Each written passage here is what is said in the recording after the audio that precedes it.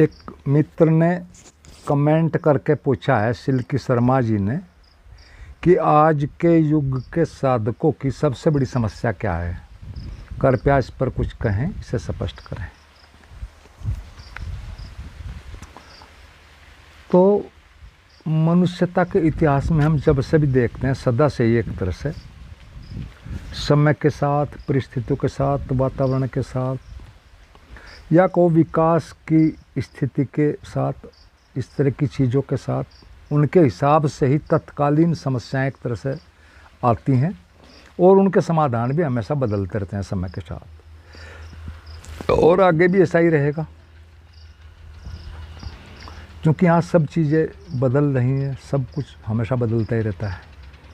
आज की समस्या तो मेरे हिसाब से जो कि एक तरह से बीमारी बन गई है वो है सूचनाओं की अधिकता, जो कि एक तरह से टेक्नोलॉजी के विकास के कारण आई है। और हर चीज़ अपने गुण दोष दोनों ही लाते हैं, ये तो एक फैक्ट है। कोई भी नई चीज़ आएगी तो अपने उसके गुण भी होंगे, दोष भी होंगे। आपको हर विषय पर इतनी ज़्यादा सूचनाएं और ज्ञान मिल रहा है, इन्फॉर्मेशंस मिल रही हैं कि आप कोई भी ठोस निर्णय नहीं ले पाते 100% वाला जल्दी से नहीं लेते। मन इधर उधर हल्की चीज़ों में हमको भटकाता है क्योंकि वो अपने कंफर्ट जोन से बाहर नहीं आना चाहता। और यही एक तरह से जो एक तरह से अच्छाई थी वही बुराई बन जाती है। क्या गलत है, क्या सही है, क्या करें क्या नहीं करें, यही हम ज़्यादातर लोग समझ नहीं पाते। और हमारा मन तो पहले से ही एक तरह से निर्णय से बचता रहता है 100% वाले से। अब उसे और भी नई नई चीज़ें रोज़ मिलती हैं, नए नए तर्क मिलते हैं, नए नए बहाने मिल जाते हैं, नई नई सूचनाएं मिलते हैं।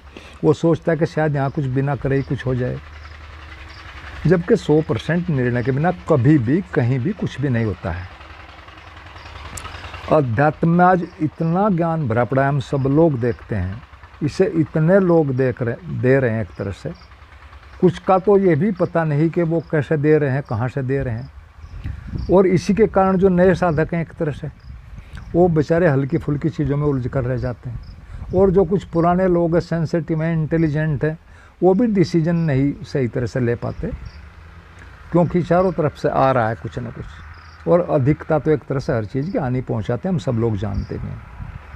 और इसी कारण फिर जो है व्यक्ति एक तरह से कोई सही निर्णय या सटीक निर्णय नहीं ले पाता है और मन मस्तिष्क जो है एक तरह से जाम सा ही हो जाता है क्योंकि जानकारी बहुत है, निर्णय कुछ भी नहीं है, अनिर्णय की स्थिति है। और आज के वैज्ञानिकों ने इस स्थिति को वो रिसर्च करते रहते हैं, वो भी उन्होंने इसे नाम दिया एनालिसिस पैरालिसिस, यानी अधिक विश्लेषण के कारण विश्लेषण में फंसा रहना और माइंड का कोई निर्णय ले पाना, माइंड का एक तरह से जाम सा हो जाना, रुक सा जाना। इसके विपरीत, इसके हल के लिए शुरू से ही ज्ञानियों ने एक बात कई कई शब्दों से समझाई, कई कई ढंगों समझाई है और वो आज भी लोग बताते हैं। जो अनुभवी लोग हैं कहो या जो मनोवैज्ञानिक हैं, इस तरह की बातों पर चिंतन मनन करते हैं, सर्वे करते हैं, वो भी आज भी एक बात को कहते हैं अपनी भाषा में कि स्मॉल इज़ ब्यूटीफुल, यानी छोटा कोई चीज़ है, थोड़ी कोई चीज़ है, छोटी है, स्पष्ट है, वही सुंदर है, वही परिणाम लाती है, परिणाम लाती है इसीलिए सुंदर है। अध्यात्म में हम सब एक बात को जानते हैं, रोज़ सुनते हैं, समझते हैं, मानते हैं कि बुद्ध को सर्वाधिक सम्मान दिया जाता है। लेकिन क्यों दिया जाता है, कभी हमने सोचा? क्योंकि उन्होंने जो भी कहा सिर्फ जीवन की ठोस बातों पर, छोटी बातों पर एक तरह से 4 शब्दों में ही कहा, या कहो 4 आर्य सत्यों में कहा। और उस छोटी और सही बात को, स्पष्ट को ज़्यादा से ज़्यादा लोगों ने सुना, समझा, गुना, माना, जागे। फालतू कोई बात नहीं, उन्होंने सीधी सीधी बात कही कि भाई जीवन दुख है। हम सब जानते हैं जीवन दुख है, इसमें कोई बड़ी बात नहीं, मानते हैं। फिर दुख का कारण है, ये भी सही है, बिना कारण के कोई चीज़ होती नहीं। फिर उन्हें तीसरी बात कही कि भाई इसका विश्लेषण किया जा सकता है, इसका निदान किया जा सकता है, इसको समझा जा सकता है, ये भी सही है। और फिर चौथी बात उन्हें कही कि इसका दूर करने के उपाय भी हैं, इसको हटाने के। और उन्होंने सारा इस पर ही बोला, लगातार 40 साल जो भी बोला सब इसी के ऊपर बोला, अनेक अनेक ढंगों से, और अलग से कोई फालतू की बात नहीं इसमें नहीं आने दी। और आगे चलकर बुद्ध के बाद उनकी एक शाखा और भी इससे भी आगे बढ़ी, जैन बुद्ध की ही शाखा है। उसमें सर्वाधिक बुद्ध पुरुष हैं, ओशो ने इस तरह की बातें कही हैं। उन्होंने ये बुद्ध वाली चीज़ को भी और भी शॉर्ट कर दिया। कोई प्रवचन नहीं, कोई विधि नहीं, कोई इस तरह की बातें नहीं, सिर्फ एक ही सीधा सा नियम कि भाई जस्ट सिटिंग, 6-7 घंटे गुरु के पास बैठो, लंबे लंबे संकल्प कर खाओ, 5 साल 10 साल 15 साल, और सबसे ज़्यादा लोग उसमें जागे। कोई किताबें नहीं, कोई प्रवचन नहीं, कोई विधि, ओनली बैठना, जस्ट सिटिंग। तो एक बात साफ है कि मन का तो एक सीधा सा नियम है कि वो बिल्कुल क्लियर, और छोटी चीज़ों पर ही जो आप निर्णय लोगे वही परिणाम में एक तरह से आएगा, या उसी का परिणाम एक तरह से पूरा पूरा आएगा। अब हम सभी लोग ओशो से जुड़े हैं। ओशो ने हर विषय पर अनेक अनेक ढंगों से बोला है, बहुत ज़्यादा बोला है। आध्यात्मिक अध्ययन भी बहुत किया, और भी हर विषय का अध्ययन किया, उनसे ज़्यादा विषयों में किसी ने पढ़ा नहीं इतना। और उन सब को 1.5 लाख पुस्तकों के ज्ञान को हमें 600 पुस्तकों में हम दे दिया, एक तरह से को संक्षेप में दे दिया। तो एक तरह से तो हमारे लिए ये बहुत अच्छी बात है। लेकिन दूसरी तरफ से यही समस्या भी बन गई, क्योंकि हमारा मन जो एक तरह से कुछ चुन ही नहीं पाता, कहीं चुनने में समझ में नहीं आता। ओशो जो आज बात कहते हैं, कल उसके विपरीत भी उतना ही बोल देते हैं। और फिर इसमें होता क्या कि मन हमारी जो एक तरह से हल्की चीज़ें, जो उसकी आदत है हल्की चीज़ों में लेना, उन्हीं पर एक तरह से रह जाता है, अपने अनुकूल चुन लेता है। और यदि हम सच में अपने लिए जो लाभदायक, जो सही है, उसे चुने, तो फिर हमें बहुत से प्रयोगों से एक तरह से गुजरना पड़ता है। तीक्ष्ण बुद्धि चाहिए होती है, थोड़ा तनाव, कष्ट, वो सारा झेलना पड़ता है, सबकी ज़रूरत होती है। ऐसा नहीं कि हम नहीं ले सकते, ओशो की उसमें हर चीज़ है, लेकिन वो हर आदमी नहीं ले सकता। थोड़ा सा उसमें विश्लेषण करना पड़ेगा, प्रयोग करने पड़ेंगे। थोड़ा जो समझदार लोग हैं, इंटेलिजेंट लोगों के लिए थोड़ा ईजी है। और मुझे तो ऐसा लगता कि अस्तित्व सभी बुद्धों को कहो या सभी चीज़ों को कहो, सभी लोगों को कहो, अपने ही ढंग से डिज़ाइन करता है। सभी बुद्धों को अलग अलग काम के लिए भेजता है, चुनता है, तैयार करता है। ओशो ने जो सबसे बड़ा काम किया है, पूरी दुनिया के आध्यात्मिक स्तर को ही बदल दिया है। पूरे सिनेरियो को, आध्यात्मिक सिनेरियो को ही बदल दिया है। हमेशा यही कहा जाएगा, ओशो से पहले का युग, ओशो से बाद का युग। सभी को जो अध्यात्म में रुचि रखते हैं, पूरी दुनिया में सभी रखते हैं, कम या ज़्यादा, सब एक अलग ढंग से सोचने, एक अलग लेवल पर पहुंच गए हैं सोचने के, वहाँ से शुरू कर रहे हैं। उन्होंने पूरे वैश्विक स्तर पर काम किया है। तो उनका तो सबसे बड़ा काम यही था जो अस्तित्व ने लिया, और वो हो गया, वो घटित हो गया।